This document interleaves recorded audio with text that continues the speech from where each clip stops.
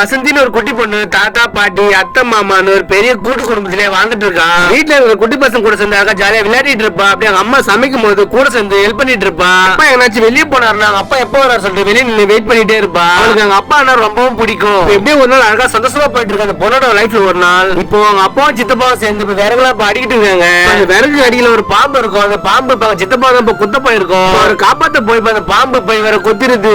அந்த பாம்பு இப்ப கொத்தனால அந்த பொண்ணோட அப்பா கொஞ்ச நேரத்துல போய் இறந்து போயிடுறாரு. இப்போ இது வரைக்கும் சந்தோஷமா போயிட்டு இருந்த பொண்ணோட லைஃப் இப்ப மாற ஆரம்பிக்குது.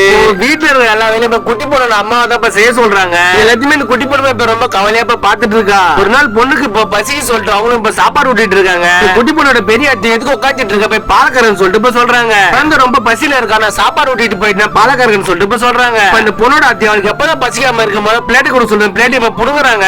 பொண்ணோட அம்மா முதல்ல சாப்பாடு ஊட்டினா இதுல என்ன இருக்கு சொல்லிட்டு இப்ப எதிர்த்து பேசினா நீ ஓவரா பேச சொல்லிட்டு பிளேட் புடிங்க இப்ப விசிறி அடிச்சிடுறாங்க. கரெக்டா அந்த இடத்துக்கு குட்டி பொண்ணு தாத்தாவும் வந்துடுறாரு. கவர்மெண்ட் ஆபீஸ்ல டாக்ஸ் ஆபீசரா ஒர்க் பண்ணிட்டு இருப்பாரு.